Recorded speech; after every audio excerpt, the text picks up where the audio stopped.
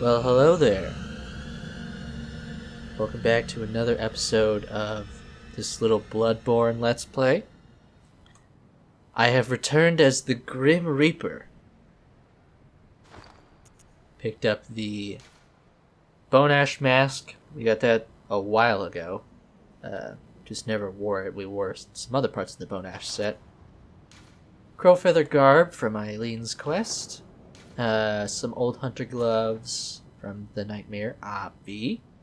And then the black church trousers / dress from... Jeez. That's in a back alleyway in Yarnum. And then we got the burial blade from defeating Gehrman and getting his badge, the old hunter's badge. So today we are visiting the Upper Cathedral Ward. And let's actually look at the key for that, because it is locked right now, but we picked up the key back in Yahar'gul. Key to the Upper Cathedral Ward seal. The upper echelons of the Healing Church are formed by the School of Mensis, based in the Unseen Village, and the choir occupying the Upper Cathedral Ward. Two rival factions. The place where we picked up this key has a person dressed in a pretty peculiar garb as a member of the choir, so it makes sense as to why they would have the key to this place. Obviously they were being imprisoned, potentially interrogated, or tortured even, by presumably someone from the School of Mensis. Pretty interesting stuff, I'd say. This key, by the way, brings one a step closer to the choir. So let's fucking get into it, boys. Still got a couple stragglers up here.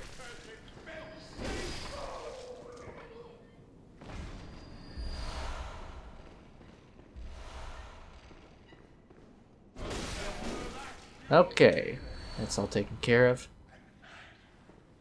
And here is the door. Along with a billion pots that you can fucking roll around and break. But I'm gonna pass this time. I probably came up here before and smashed the shit out of him when we came up here to grab this boy, which was the Radiant Sword Hunter badge, which allows you to get, among other things, Ludwig's Holy Blade.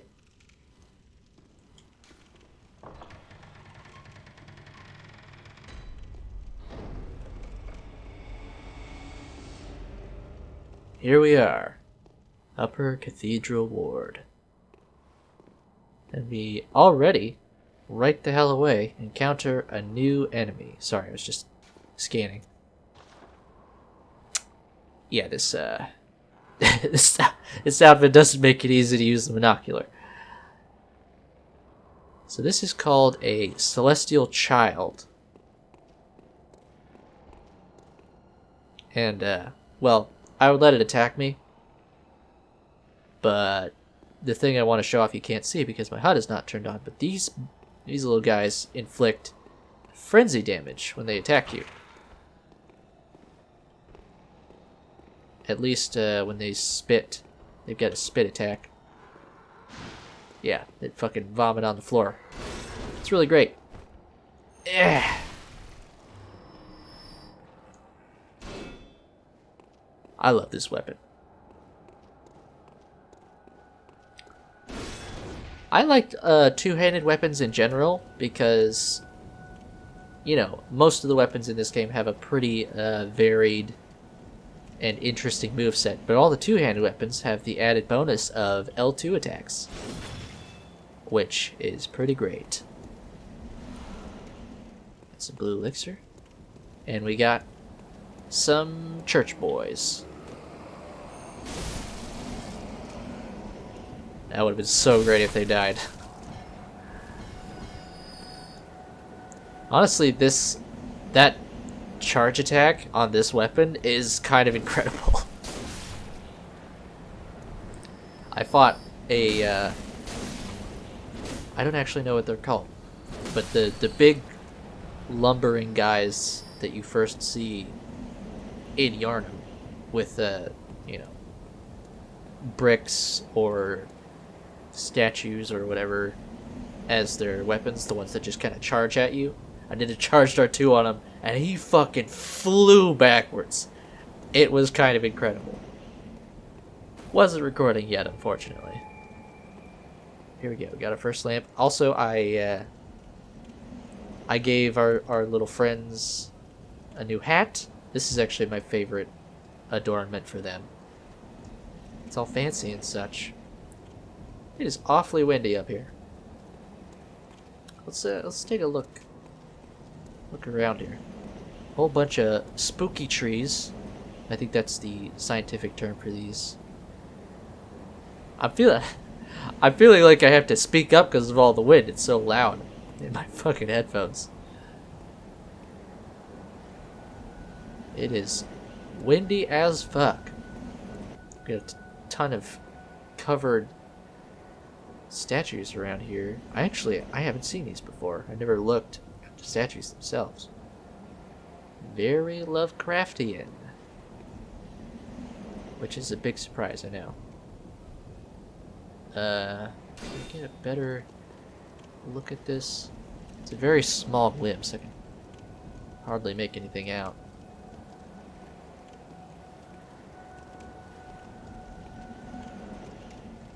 Looks like a bunch of eyes there, perhaps.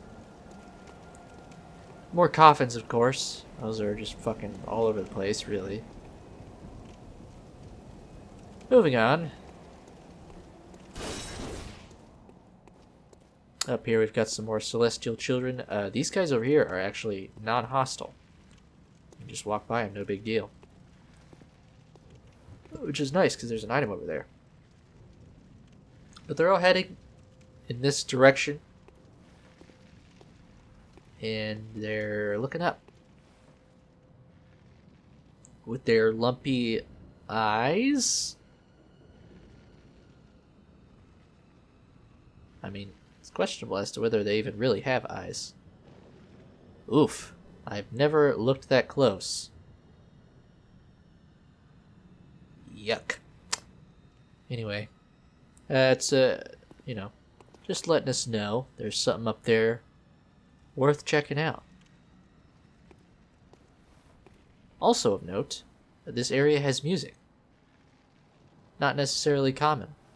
I think there's maybe at most 5 areas that actually have their own music. One of which being, I think Yahar'gul. I don't know about the entirety of Yahar'gul, but definitely the area that you can go to when you get captured by one of the snatchers. I don't think they're actually called snatchers, but you catch my drift. So here we've got Great Lake, which is just a stronger variant of Lake, I believe. It gives you defense against all damage, which is nice. And even the percent damage reduction is greater than the regular Lake, which only does physical reduction. So that's pretty dope. Also, I should check out the description. Okay, so Lake says this. Seeing if it's different. They're kind of far apart. General reduced damage. Reduced physical damage. Bulwark. Overcomes hindrance. Okay, basically says the same thing. But gives you defense against more stuff, which is nice. Again, it's not a huge boost. 4%. It's fairly minimal, but, you know, take what you can get. Got some more of these guys over here. Untransformed mode is probably better for them. They're low to the ground.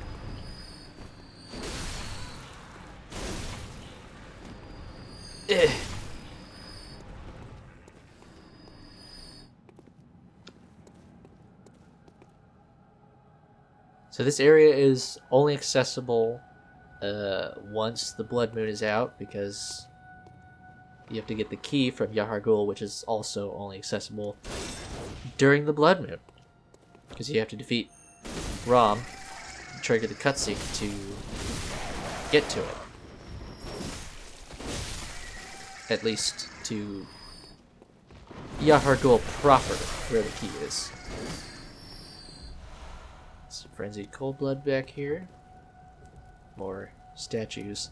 I kind of wish there were more varied statues. I really noticed it in Canehurst in particular, how sort of weak the statue selection was, because I think most of those are uncovered. And so you just see that there's like 2 or 3 statues. Just hundreds of copies of them. And I think that's probably less, world building, storytelling stuff, and more just we didn't have the time to make a whole bunch of statues. I could be wrong about that. And regardless, I mean, these games are so much up to interpretation that even if it was a limitation of budget or time, you could still incorporate it into the lore somehow. Everything's up in the air, up for grabs. Oh, this motherfucker thinks that he is the one who can have this weapon. No, sir. It is I. Sit the fuck down.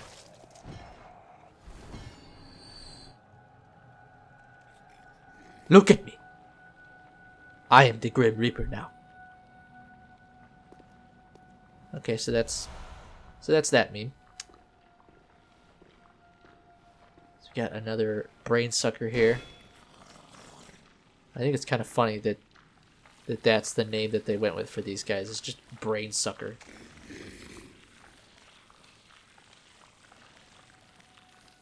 So pretty.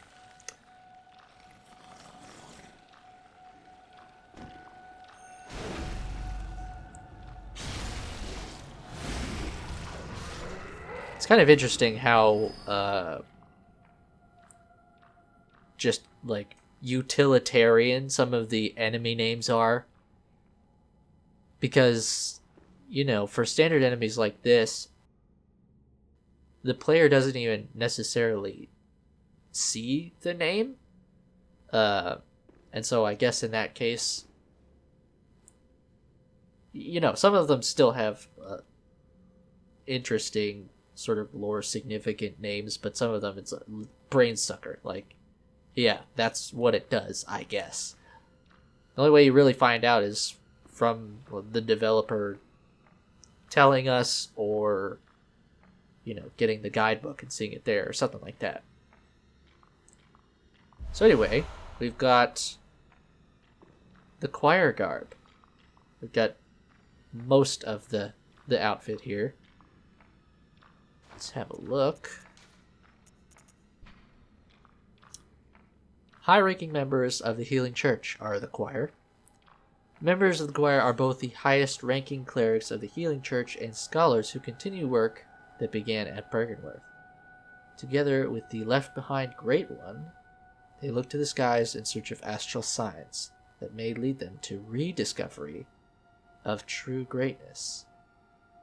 So they have ties to the Healing Church and Bergenworth, which I guess they have in common with the School of Mensis. If I recall correctly, they both sort of stem from Bergenworth.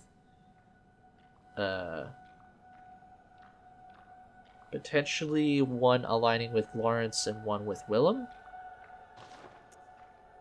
I'm kind of speaking from memory, and my memory is bad, so don't quote me on that.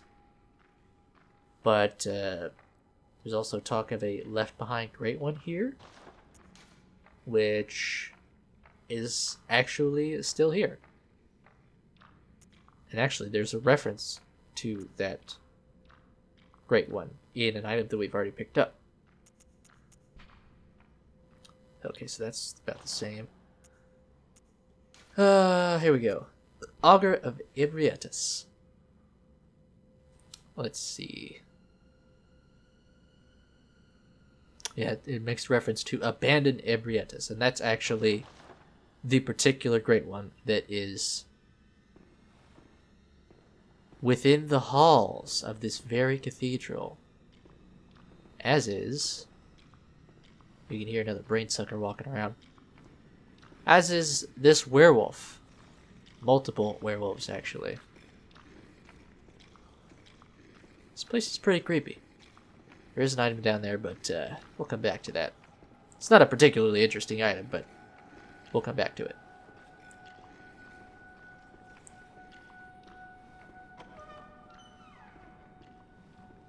Spooky, spooky, spooky.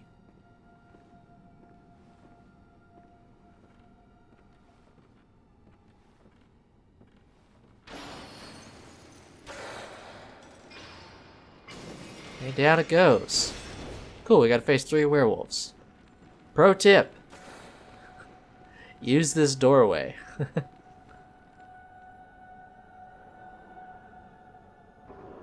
Also, for whatever reason, whenever you're standing in this spot, looking in this direction, the sound gets muffled. That doesn't happen anywhere else, but right here it does. It's weird. So yeah, you can just do some nice housekeeping this way. Also, these blue-eyed werewolves, which now that I think about it, I don't know if they're blue-eyed anythings anywhere else in the game that I can remember. Anyway, these blue-eyed werewolves have a somewhat decent chance of dropping bloodstone chunks. Pretty much the best odds of anything in the main game, I'd say. Get all 3? Yes. So I guess they can drop anything from shards to chunks. Probably. I'm guessing if they can drop shards, they can drop twins. It's still not a great chance. I think it's still rare, technically. But it's better than anything else. Alright, there's another one down here.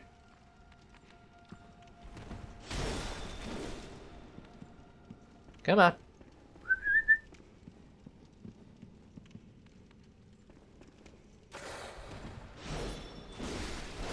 Yeah. Got him. Well, clearly I am not very lucky right now. Some ritual blood 5s. Big old door, which is locked.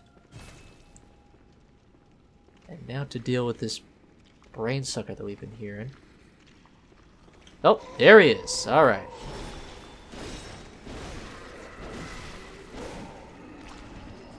Luckily, the transform mode does stabby damage, which is good for brain suckers. Well, bad for them, I should say. Good for us against them. What was he guarding? Cosmic Eye Watcher badge. We've got a lot of badges now. Which, as you may have noticed, the fountain in the dream where you can buy things actually fills up with messengers as you collect badges. So it's getting pretty cramped at this point. It's a party. Let's see. Cosmic Eye Watcher badge. Badge of a member of the choir. Elites of the Healing Church. Reminds me of the MacGuffin for Men in Black. I think it was just called the Galaxy. The eye signifies the very cosmos. The choir stumbled upon an epiphany, very suddenly and quite by accident. Here we stand, feet planted in the earth. On the earth, I guess. But might the cosmos be very near us, only just above our heads? There's interesting things to see in the game that sort of reflect that notion. Like, I think, like the sun, for example, appears to be very close. In the earlier game, I think there are like maybe clouds that pass behind the sun or something. In any case, it appears to be very close, relative to how far it should be in actual space. And there are other things to suggest the cosmos being very close as well, I'm sure. Got a Wandering Madness up here, but it's a trap. As they often are in Souls games. Wandering Madness, Crystal Lizards, what have you. But I got it anyway. Yeah, I think if you chase it rapidly, then it'll run in here, and then this brain sucker will fucking suck your brains. What else?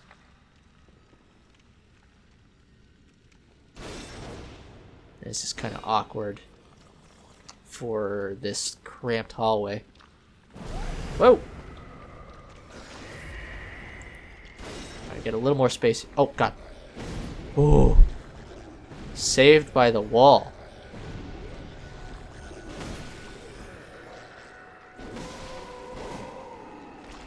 Okay.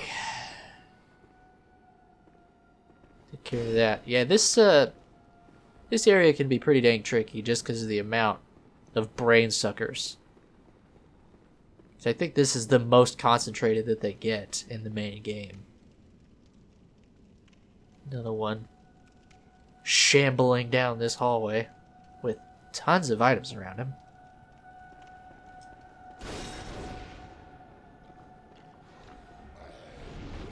Yeah, those magic grabby attacks are just the worst, I tell you.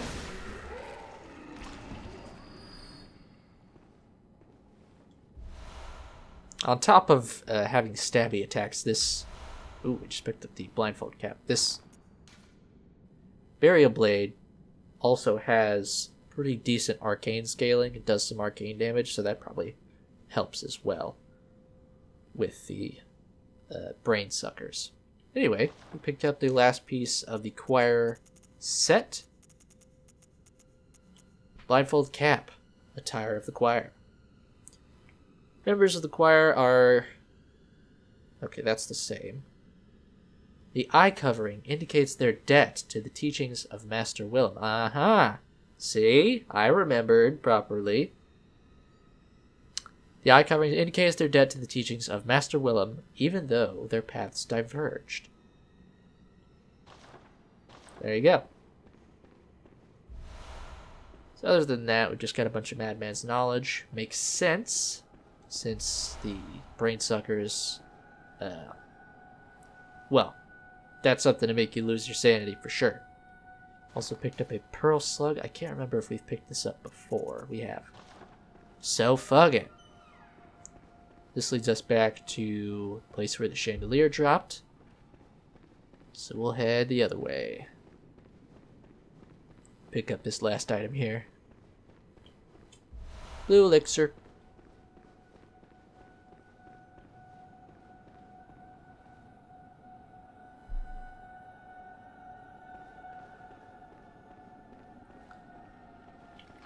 So this is sort of a trap too, because there's a second brain sucker over there, so you gotta be kind of quick. And this one has a little something for us. Orphanage key. Let's read it. It's the birthplace of the choir. The orphanage, shadowed by the Grand Cathedral, was a place of scholarship and experimentation where young orphans became potent, unseen thinkers for the Healing Church. The choir that would later split the Healing Church was a creation of the orphanage. So, I mean, you gotta wonder, like, how brain suckers come to be? What creates them? Obviously, they have some kind of connection to the choir, because there's so many of them here. One of them is holding a key to the orphanage, so you would have to think that this used to be maybe one of the orphans. Maybe the process of becoming a choir member somehow has a chance to mutate you into this. Similar to becoming a witcher, for example. It's just the closest comparison I can think of off the top of my head. interesting stuff. And if you think about the placement of brain suckers in general, I'm sure you could come up with reasons for them being there. Because, you know, there aren't a ton of them. They're just in a few places, like there's one at Bergenworth. That makes a lot of sense. There's one in Yarnum that I can think of. There's two in Yarnum, one of which being right outside Yosefka's clinic. Just some sort of food for thought. So anyway, we're back here. This is the item that I said we'd be coming back to, which is in front of this window, which you actually can't see anything through. Hold on. Before we go through there, let's actually go out here and see if we can see something.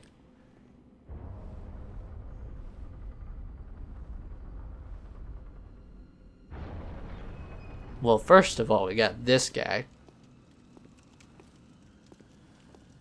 He's got some kind of tapestry cloth hanging off his back.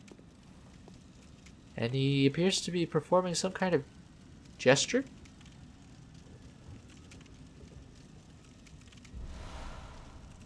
Make contact. That would be the gesture that I was actually performing at the beginning of this video. And this contact has some... This might be the most lore significant gesture in any Souls game thus far. As far as I can remember. And we will actually be using it a little later in the episode. Let's see if we can see something over here. So this is the window that we were just at. If I have my mental map laid out correctly.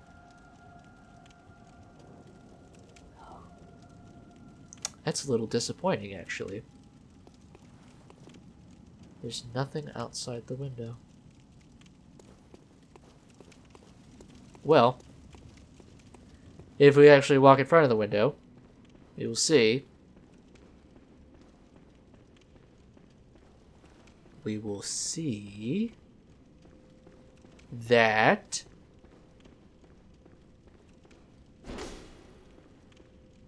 okay, well, there's supposed to be an event that triggers when you walk in front of the window where a werewolf fucking jumps through and fucks your shit. But maybe that doesn't happen if you go through that door first? I genuinely don't know what is going on here. Yeah, because I wanted to come out here and see if you could actually see the werewolf sort of just hanging outside of the window, maybe up above or something. But looking at it really makes no sense, because the way that he jumps in, it looks like there's some like ground to stand on and he's just lurching forward through the window, but there's nothing to stand on. Weird. I promise it is a thing that happens. There is a werewolf that jumps out to get you there.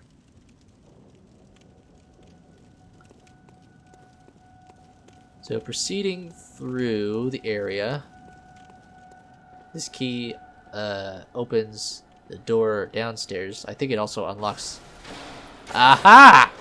I knew it! Oh! I misjudged the timing on that. Ugh! I could not poise through that. Here we go. Ooh, look at that.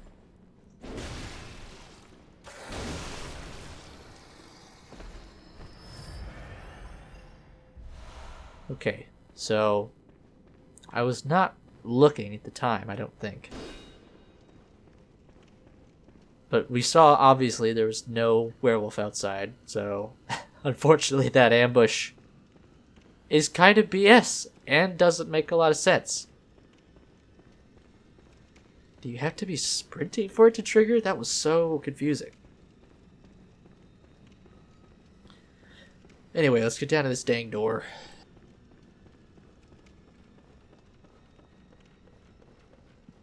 Oh, God. I am still pretty sick. I don't know if I've even mentioned it. I think I have. But I'm editing out a lot of coughs. You're welcome.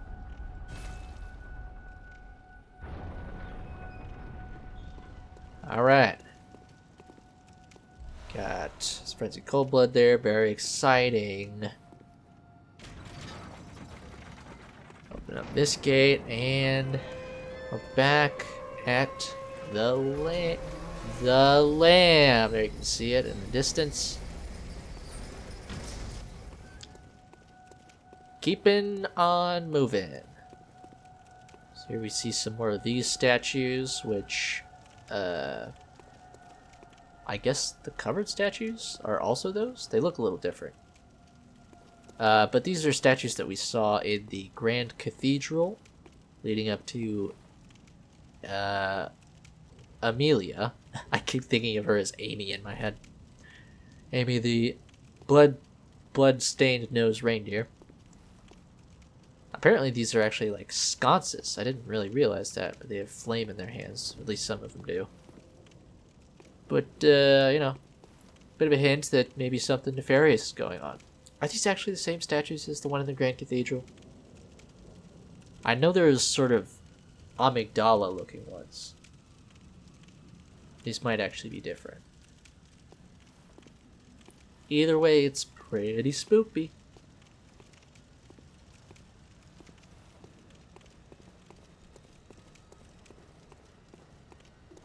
So we've got another one of these lone enemies, a celestial emissary. A hint of what's to come.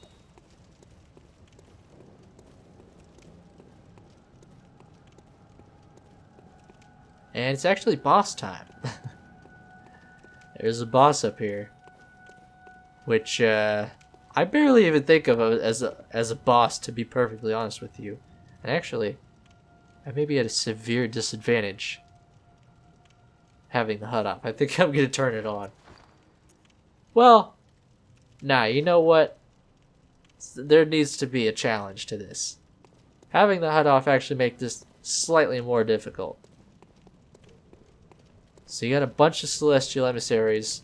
One of them is special. One of them is actually the ringleader and the boss. And normally, with the HUD on, you can tell that each of the minion emissaries has a little health bar above their head.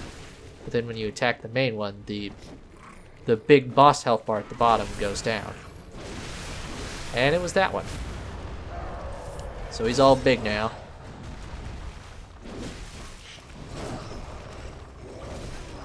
Woof. Really blowing it right now.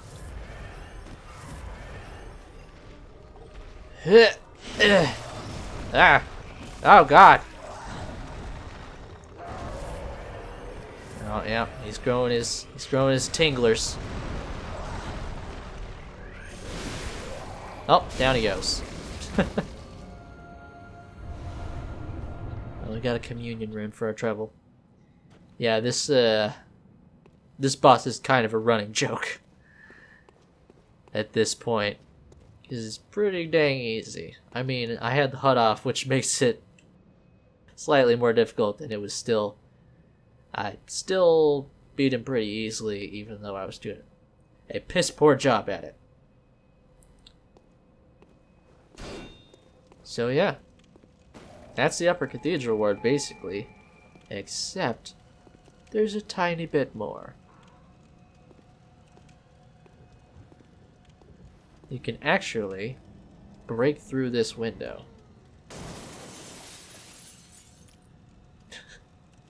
Breaks the same way every time, so sometimes it can seem a bit silly. So now we're actually up above the Grand Cathedral, because this is actually on top of that. Completely whiffed that.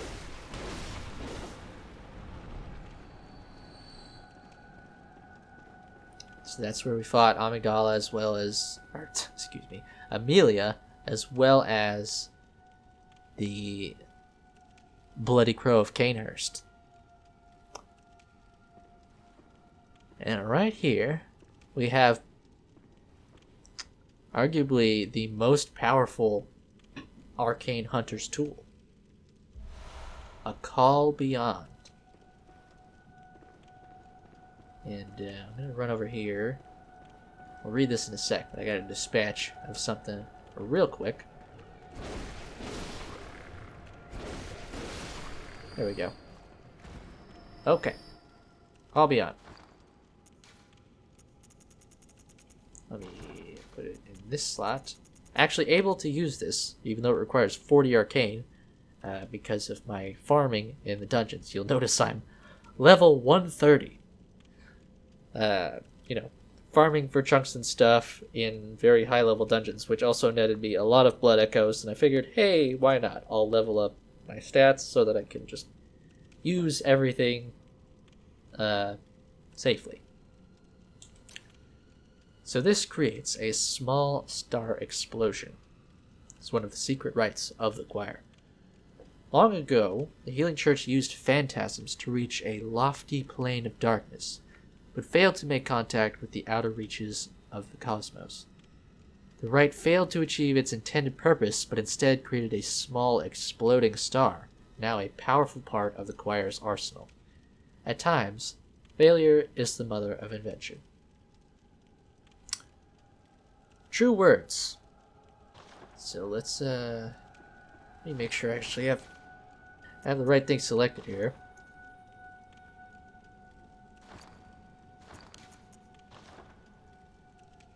Here it goes.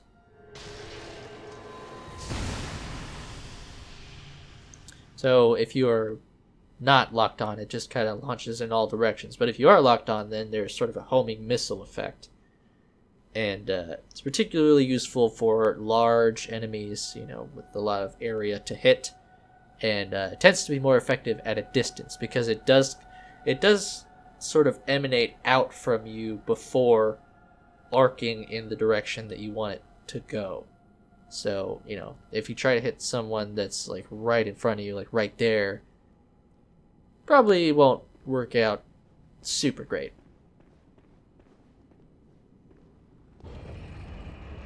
So now we take the lift down and see the final secret of the Grand Cathedral. Or the Upper Cathedral Ward, I should say.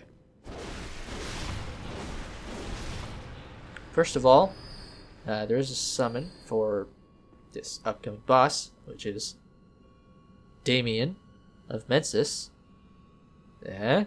Mensis, helping you fight against something in the Upper Cathedral Ward, against the choir, ostensibly.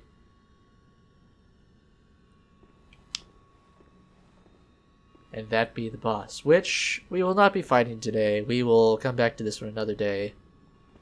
But, we will take a look at it. This is the Altar of Despair, by the way, in case you were curious. This boss actually is docile until attacked, I think. It's either docile until attacked or docile until it sees you, because it is facing away right now. I think you have to attack it. There she is, in all her glory. Also, interesting to note, the altar to which she is presumably praying sort of depicts something similar to Rom. More food for thought. Well, with that said and done, let's see what we can do with this gesture. So we're back in the Nightmare of Mensis in Murgo's Loft. Looking back at the older episodes, I realized that there is a path that was left untrodden. So we're going to take a little detour through there And eventually we'll get to use this this gesture of ours. Notice this elevator is broken, and that is for a reason, because there's a little window of opportunity right here for you to jump out. Now, I have already gone through here, but I'm just going to give you some broad strokes of what happened. So there, because I didn't realize that we not got through yet. Oopsie. Chalice material in there, nothing too exciting. But along here are quite a few winter lanterns, which can be problematic.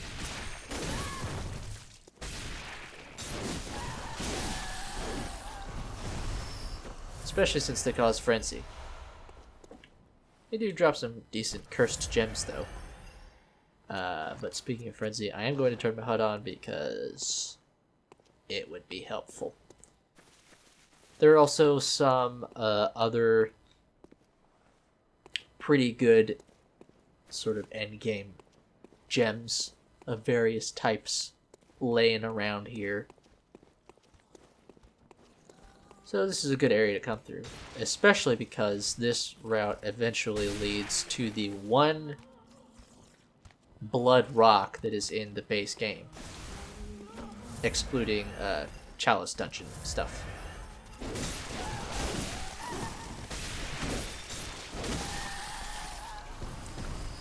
Unfortunately, my frenzy gauge is so low that I'm basically gonna get frenzy every time. Well, blew that.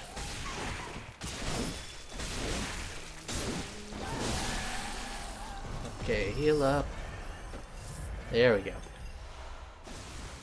Another blood gem guy here.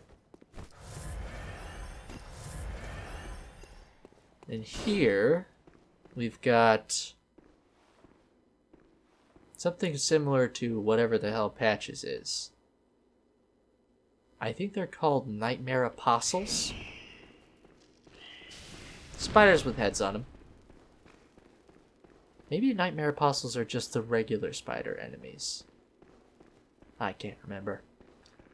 But if you'll recall the big crazy light that was emanating from a tower causing frenzy resistance way back when, it actually emanates from right over here, pardon the hat, and the hunter weapon thing. But it's hanging just past where these cages are in that tower there. It's a big old giant brain with eyes and stuff, which we'll see in a minute. And there's a cutscene where you pull this lever and the chains that are hanging it up are let loose and it falls. Yada yada yada. And we're going to go pay it a visit.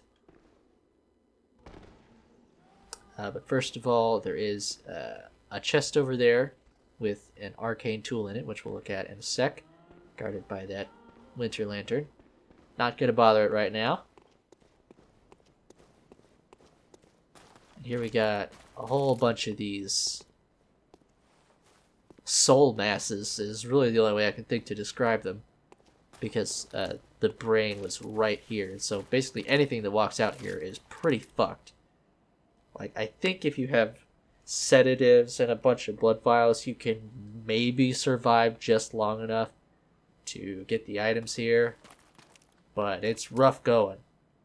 But there are a bunch of Madman's Knowledge items and a couple of blood gems over here, one of which is like an arcane gem, one of which is a blood tinged gem, and they're pretty damn good. And then there's a door over here that is opened by the iron key door? Iron door key. Anyway, if you drop down here in this tower, there's actually a corpse down there just above my little shoulder flap, and he holds the blood rock, and then there's a chasm there in the middle where the brain falls. So let's go see it. Okay. So we're back in the room with the weird, creepy baby boys. This is where we need to be.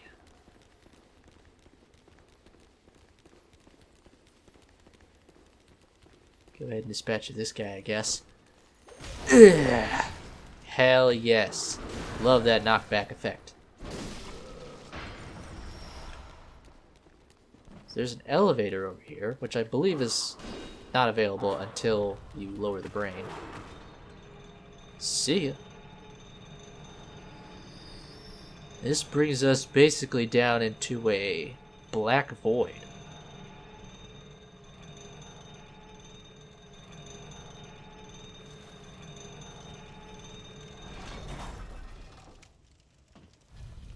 No ground, walls, or ceiling to be seen. It's kind of like the abyss from Dark Souls. But, if you walk forward, you find this guy.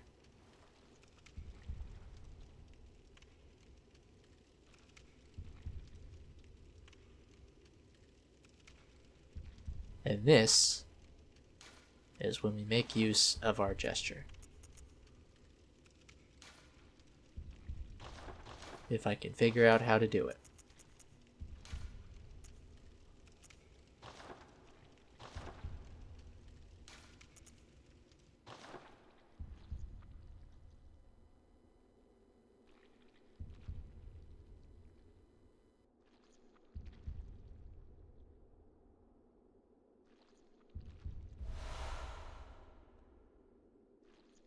So after a short while, probably about a minute, a full minute,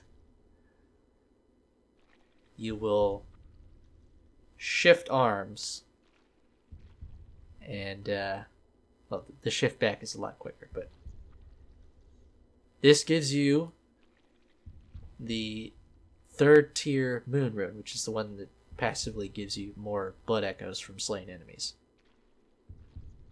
So we have made contact with this brain of Mensis. There's actually one other thing to be gained from this guy, and we gotta kill him for it. Well, I'm not gonna use my hand, that would take a terribly long time. But it actually takes quite a few hits to kill him, even with a good weapon.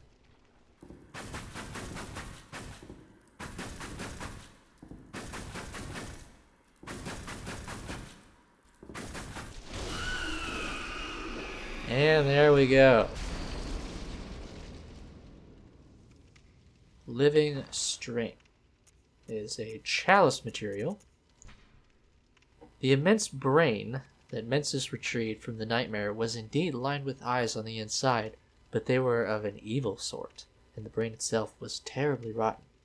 But even still, it was a legitimate great one, and left a relic, a living relic at that, which is a precious thing indeed. Don't particularly have much comment on that. Whoops. So, this brain actually does come back. It respawns. I think you can only get the living string once. Probably. But I think it respawns in consideration of the idea that maybe you kill it before realizing that you can get the moon rune from it. So this way, if you do that, you can come back and it'll still be here and you can get the rune, which is, it's nice. But I think that'll do it for today. We're going to jump back into the dream.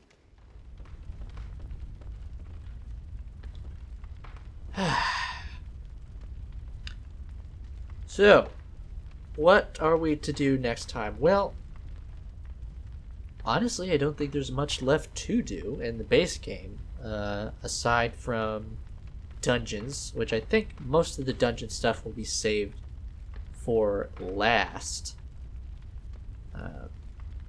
Still kind of deciding on that, but I think for the next episode we're gonna get back into the DLC and face the first boss. That should be interesting.